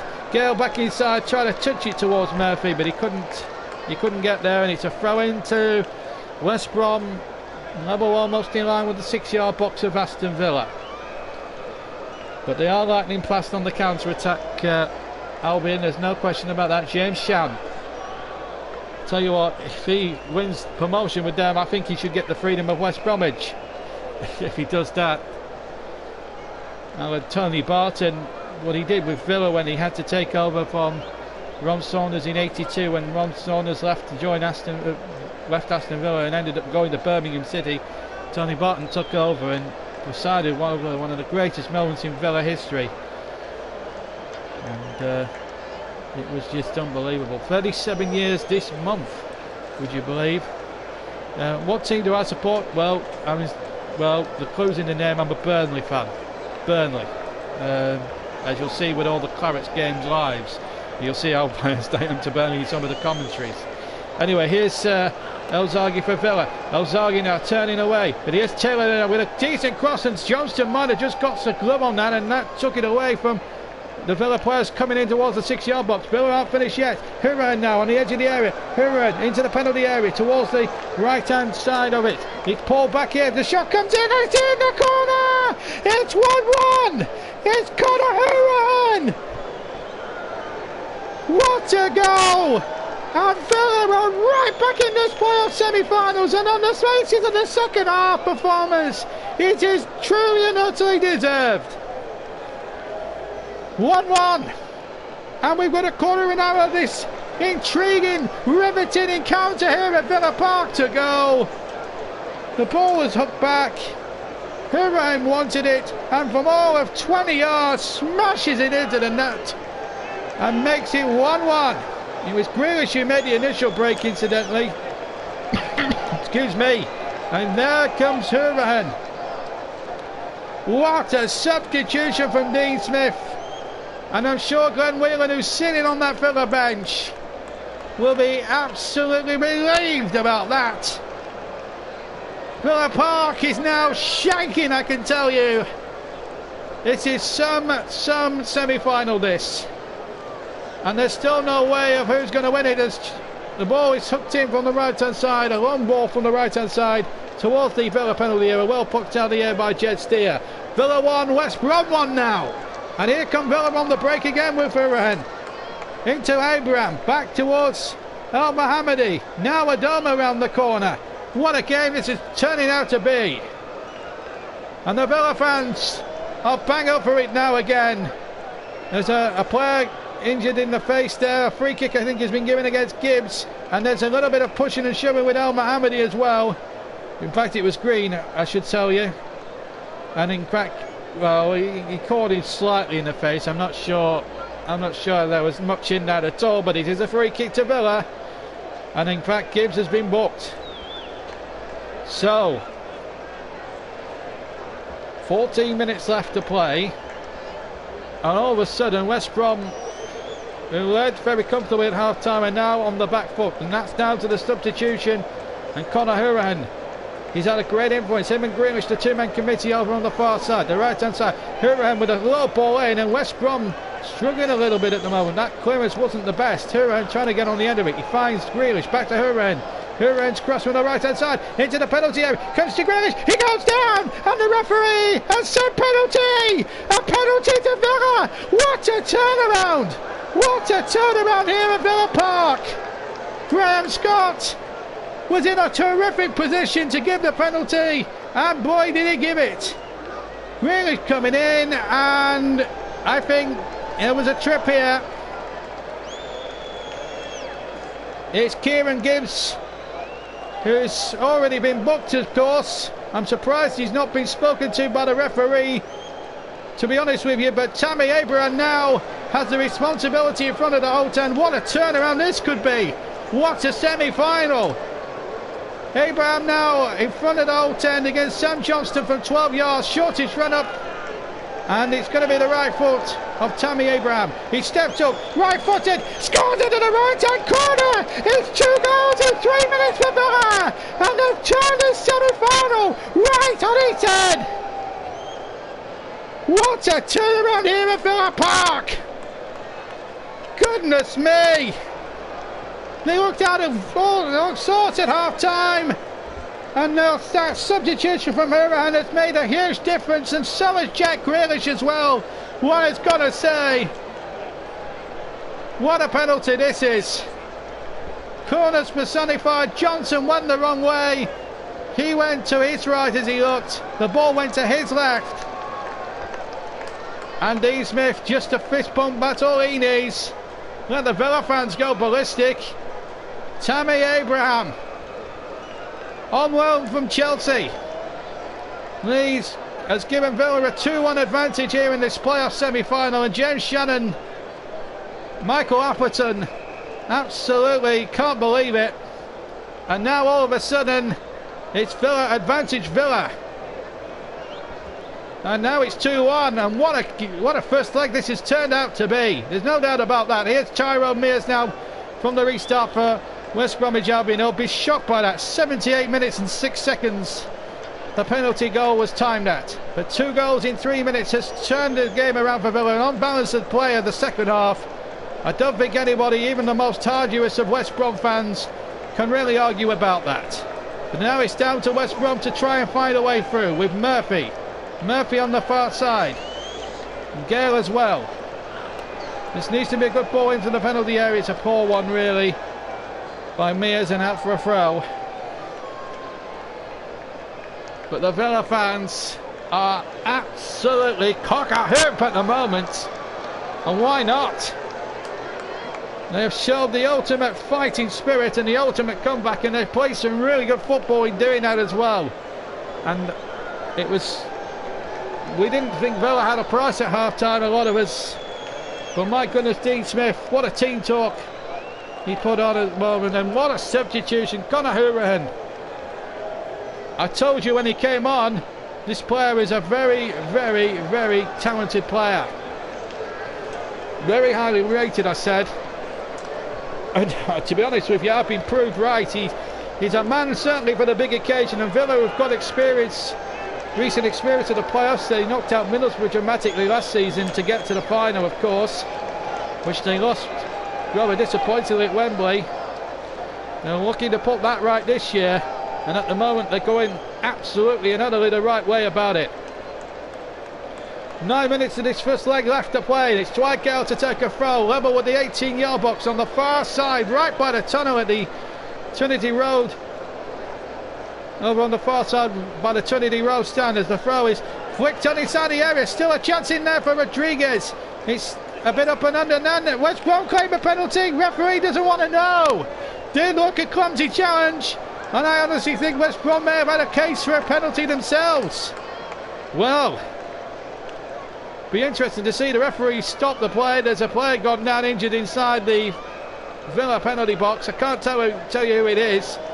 And Graham Scott has got some. It's Tammy Abraham, in fact. Now let's see whether this was a penalty or not. Rodriguez trying to hook the ball back. Then there was a high foot in there. Abraham, I think, was involved. Well, I'm not sure. I'm not sure whether you could give a penalty for that. It's Holgate going in there. Well, maybe he was shoved to the ground, and then Grealish and Abraham cleaned each other out. But I think Mason Holgate, maybe looking at that again, could and should have possibly had a penalty kick. 8 minutes to go. It's still 2-1 Villa. It's kicked off big time in this second half, hasn't it? It's been a terrific game all round, and it's been thoroughly enjoyable. It's almost as dramatic as the night at Anfield, really, because you look at how they came back, and Aston Villa, well, maybe it's the Jurgen Cup of the Championship, Dean Smith, who knows? Or the English Jurgen Cup of the Championship. But one thing is for certain, it has been an enthralling, a riveting, a terrific second half, and I hope you guys are enjoying the commentary at home. Remember, the JB Man of the Match is still voting. We haven't had one single vote yet. The name of the player you want to see crowned Man of the Match by us, or you think should be Man of the Match, and hashtag it with the hashtag JBMOTM. If not, and then I'll have to decide. But we've got another player that's down now inside the centre circle. I think you're all enjoying this semi-final, and no one could blame you for that. It has been an enthralling semi-final. I think it's Johansson who I think is down at the moment. I think this was the second penalty. Well, this was the potential penalty that West Brom didn't get. We're trying to show a replay and it froze. And it is Johansson, as I originally thought. I don't know what the injury actually is. I think it might be just a cramp or something like that. Number 7 for West Brom is going to come on. It's James Morrison. Morrison anyway. I'm not sure if it's James or not, but it is James Morrison. He seems to have been at West Brom forever and a day. This kid started off at Middlesbrough, of course, and in his place and he will replace Stefan Johansson for the remaining 6 minutes plus injury time. Remember, the game is far from over, so West Brom will still have a massive chance when they go back to the Hawthorns in midweek for the second leg. But James Sham will be frustrated that they've let a 1-0 lead slip, but to be fair, on the balance of play, they've sat back, and in the end Villa have worn them down, and I think Conor Houlihan's wonder goal has really changed the complexity of the tie, and then a clumsy charge by Gibbs, who could have arguably been sent off for 2 yellows, by the way, led to the penalty, which was duly converted rather cruelly by Tammy Abraham. Great penalty. 2-1 to Villa. Just over 5 minutes to go. Ball's been kept in terrifically. No, it's gone out of play before El Ghazi could get there. And it's Tuesday night, they play to a conclusion. Boy, what a second leg that's going to be. It's going to be an 8 o'clock kickoff, I'm told, and then Leeds and Derby will finish their second leg on the Wednesday. We'll only be able to bring you our live coverage of the first legs, of course, because I'll be busy during the midweek, but then we'll be bringing you the full match and full final for Wembley. But what a semi-final it has been. 3 goals, dramatic action. It's been a marvellous game to describe to you guys at home. It's been a marvellous semi-final, and I think the second legs are going to be evenly poised. Let's see how the other one goes tonight as well, the second one. West Brom trying to get the ball moving, but the ball's going out of play on the near side. And well, it's going to be a tough test for West Brom in the second half. They're frustrated. I just saw J. Rodriguez there on my monitor get frustrated. Dean Smith, he's the calmest man in the house at the moment, the Villa manager. But what a change to get Conor Houlihan on with the ineffective Glenn Whelan, who's been probably the most pleased man right now on that substitutes bench, I would have thought. It was his error that gave West Brom the lead in the early stages of the first half. They led 1-0 at the break, the Baggies, but then back came Villa with a vengeance in the second half. Took them a while to wear West Brom down, but my goodness, they did that terrifically well. But the job is not done yet, even after 90 minutes this afternoon. They've got to finish the job 3 miles down the road on Tuesday night, and if they can do that, they're back at Wembley for the second time in 12 months, and hoping to put last year's wrongs utterly right. As the ball comes down to the near side, and a chance here by West Brom, but the ball into the penalty area is well fielded, and there was a late challenge there by Dwight Gale, and this could be problems here. There could be a car coming out now. What colour it is? He's going to his back pocket. He's already been booked. He's off. Dwight Gale has been sent off. It's a red card, and it was a second bookable offence. And Aston Villa will play against 10 men at West Bromwich Albion's day that promised so much earlier on in the piece. He's now got even more worse. They're 2-1 down, and have had Dwight Gale sent off. A red card for him. And the cheers from the Villa fans, you can hear it all the way in Birmingham City Centre. Definite foul there on the goalkeeper who got the ball, went in, and that's a definite yellow card, regardless of whether or not his momentum took it into him, but the intent was there. Another Villa player down injured as well. And it's becoming a feisty end. Well, we've had the lot today. Goals, controversy, penalties, red cards, the lot. 2 to play. Villa 2, 10-man West Brom 1. And we've got a player stricken. I can't tell you who it is. Might be John McGinn, I think. No, it's El Ghazi, sorry. El Ghazi. Couldn't tell. You can't tell when they're down with the numbers. Blind to you, it really is difficult. But that said, what a comeback from Aston Villa. It's got to be one of the greatest comebacks of the season, and if they can hang on and then finish the job at the Hawthorns, what a job Dean Smith was. They were a team that was drifted to mid-table when he took over from Steve Bruce midway through the season, but that massive run when they only lost 1 in 12 got them into the semi-finals of the playoffs initially in the first place.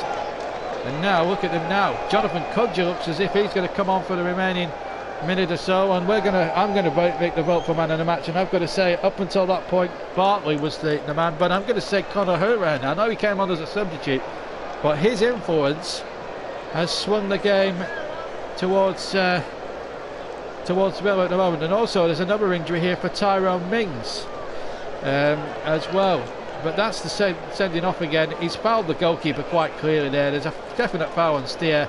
He was already booked, of course, for time wasting, and you know, when you get a stupid yellow card like that, it's come back to bite, unfortunately, West Brom, and it's hard for me to say that because there's 2 ex-Pirates in the side. There's all sorts of commotions going on. El Ghazi and Mings are both injured. It's all kicked off here, and I hope it's not going to be that sort of ending, really, because up until now it's been fantastically game. It's been a fantastic game. You've got to give both teams a lot of credit for the way they've entertained the spectators here. Both teams deserve that credit, but we really don't want it the first leg anyway to end in a complete and utter farce.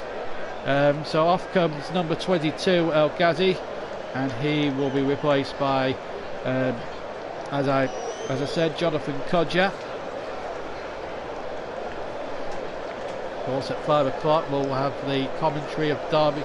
5 o'clock, 5:05, we'll have the commentary of Derby versus Leeds in the second semi, and of course we'll bring you news at Wembley of the National League playoff between Salford and Fylde, and the winners of that will go into the Football League next season, and whoever wins will enter it for the very first time, and good luck to both teams.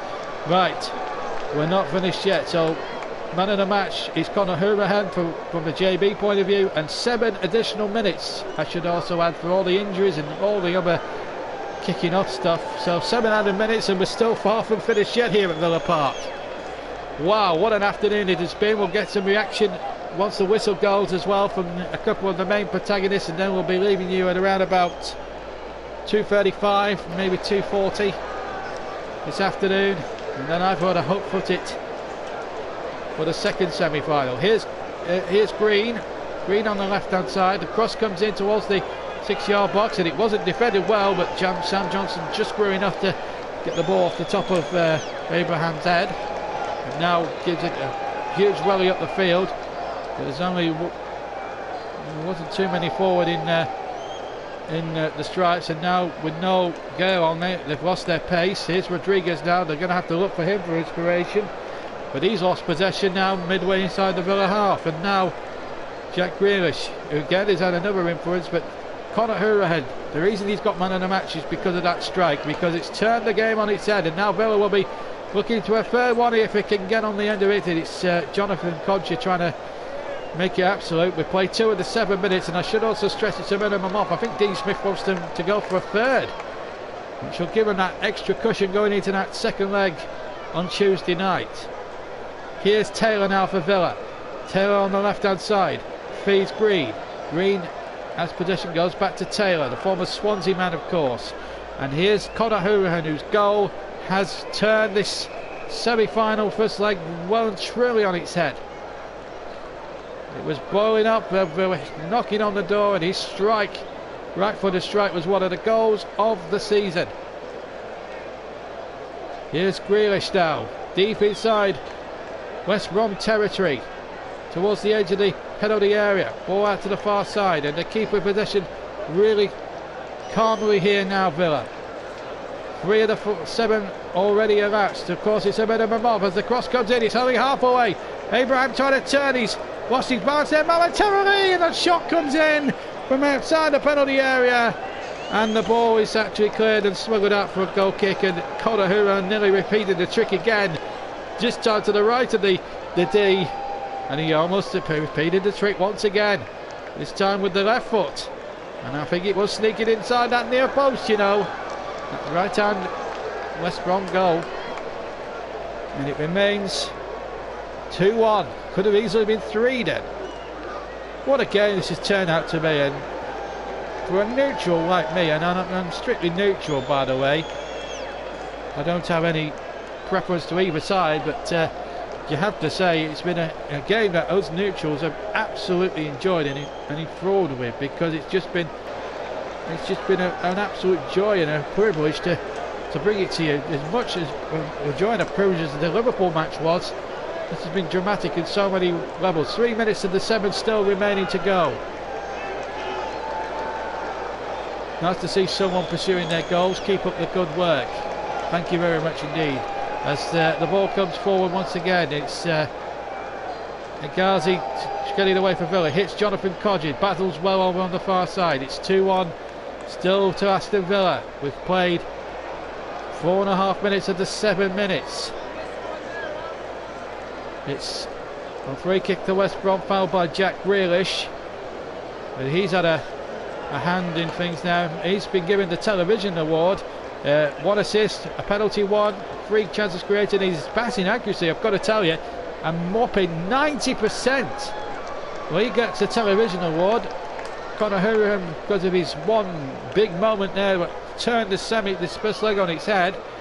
He's our man in the match, so both of them should get a shared award, I suppose. Here's Taylor now for Aston Villa. What a semi-final this has been. It's been an absolute joy, and let's hope the second leg, the second semi, the first leg at Pride Park, lives up to all the billing. And Hourihane now plays it out to the far side. Remember, no away goals count double, so that's a little bit of a disappointment there for Villa. Here's Taylor playing it infield. Once again, good turn by Abraham on the edge of the penalty area. Gets it out of the far side. Now Kodja to run at defenders. Kodja with a shot on the left foot. Comes to Al Mohammadi. Al Mohammadi, who's had a decent game down the right hand side. Now Grealish takes the ball up. How fitting it could be if he scored a third. Inside the area, shot comes in, and inside the box, and it's over the top. And in fact, it was Green who turned, got his shot off, and it got a deflection, which took it away from the goal. And that would have been a perfect second half display. Green around his man, and it hit the defender, and it will be a Villa corner. And again, they brought a lot of people up from the back towards the near post. Al Mohammadi was there. Another Villa corner. I think they want that third goal for extra security. Mears having to do the defending there. Former Burnley player, of course. Now then, a corner to Villa. Hourihane to take it again. Again, another curling one. Again, another dangerous one. Still might come to El Mohammadi. They've got plenty of outlets on the right hand side, and the ball in towards the penalty area. I think it was from Jack Grealish, and well taken by Johnston. 20 seconds of the 7 minutes to go. It's all that's left now, unless the referee Scott decides to add a little bit more time added on to the 7 minutes that we've already been allocated, and it was a minimum off, and I should stress that quite clearly. 4 seconds to go. All eyes on the referee in fluorescent yellow. He checks his watch once. We're over the 7 minutes here. He'll allow this attack, I'm sure, from Villa. McGinn now to Green. Green on the left-hand side. Into the penalty area he trots. Ball played back towards the edge of the area. And the ball has been lost, but the ball has been won again. Here's Grealish. Grealish trying to take on all comers. Referee checks his watch a second time. And still he allows play to go on. The ball crossed in from the right-hand side. Headed away by Bartley, who's played really well at the heart of that West Brom defence this afternoon. We've got to give a special mention to him. He's played really well, even in defeat. Here's Grealish now on the left-hand side. We've played 30 seconds over the 7. There's the cross coming in, and Johnston takes it. Again, the referee checks his watch for a third time. And still we play on. Coming up towards a minute over the 7. 10 seconds shy of that. And Johnston now taking his time. I suppose when you want a second leg to come at the Hawthorns, it's very difficult. But the referee, I think, we'll see enough after this, I'm sure. We played a minute over the 7 and no more. Wow, what a dramatic game of football, and I hope you guys have enjoyed it at home. A commentary, well, this had to go some to recreate the spirit of Anfield on Tuesday night. When Liverpool did the impossible, it looked as if Villa needed a terrific response themselves. They got it. Cliffhanger 1969 says great commentary. Well, if you haven't subscribed, Cliffhanger, get subscribing please, and hit the notification bell if you want to hear more of this. We're back on the air at 5 o'clock. But let's just remind you, Dwight Gale gave West Brom a half-time lead. Then back came Villa inside the last 20 minutes. 2 goals, in fact, in 3 second half minutes. The equaliser coming after 75 from Conor Hourihane, and then the winning goal, a penalty awarded when Jack Grealish was taken out by Gibbs, who could have arguably been sent off himself for 2 yellow cards. Converted by Tammy Abraham. Then Dwight Gale got himself stupidly sent off. His first yellow card was for time wasted when attempting to take a long throw in. And then a clear foul on the goalkeeper with 6 minutes left to play. And well, they're going to be without it now for the second leg at the Hawthorns. Advantage Villa, slender advantage, but advantage they would have taken if you'd offered it them at half time. Let's hear from the two protagonists, Jack Grealish and Conor Hourihane. I don't know, you know, like I've said in a few interviews before, and I said it the other day to the manager, I said just every time we come onto the pitch, you know, I look at the players around me and I just think we're going to win. Even if we go a goal down, a man down, I always think we're going to win. And then, you know, when we've got quality like Conor coming off the bench, you know, it speaks for himself, his goal, so a good win, yeah. Conor, was that an inspired substitution by the manager? Yeah, I suppose you can say that. Obviously wasn't going for us a little bit before we came on. Myself and Green, he added a bit maybe of energy or whatever, but you know, there's still another game to go, so you have to get ready for that. How nicely did the man alongside you tee that up for you, that goal? Yeah, listen, Jack's best player in the league in my opinion. You know, he's got so much quality. He's probably too good for the league. But no, listen, he does it every week for us, and he's fantastic.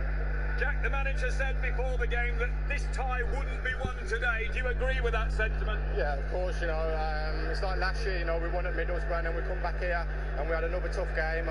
West Brom are a great side, and we know when we go to the Hawthorns on Tuesday night, you know, it's going to be a hostile atmosphere. It's going to be a tough game, but like I said, I look at the players around me and I feel like we can go out and win every game, so hopefully we can do that and get ourselves back to Wembley. Conor, do you need to change it Tuesday night? No, listen, we're always out to win games. We never sit back. We won't be going there for a draw, that's for sure, with the way this manager plays. So, you know, we'll be going into it like any other game for the win. Well, there we go. They just about won Jack Grealish the Television Man of the Match award, but that's it from us for now. We'll be back at about 5 o'clock, 5:05 for the second semi-final. That's between Frank Lampard's Derby County and Melissa's Leeds United, who missed out on automatic promotion, having led for most of the regular season. I hope you can join me for that. I've got a hot-footed up now to Pride Park, but until then, have a fantastic Saturday afternoon. Enjoy the Wembley playoff final in the conference, and we'll bring you news of that when we're back on the air in just over 2.5 hours from now.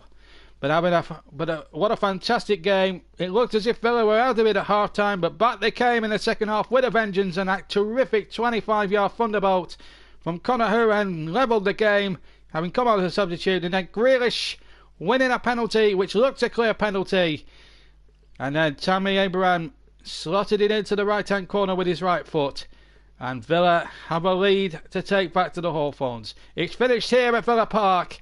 Aston Villa 2, West Bromwich Albion 1, and of course Dwight Gale was sent off for the Albion as well with two quite clear booker offences. I don't think he's got any arguments with that.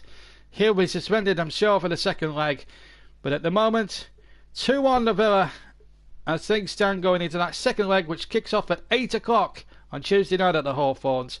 But here at Villa Park, what a day, what a game. I thought it would have took some to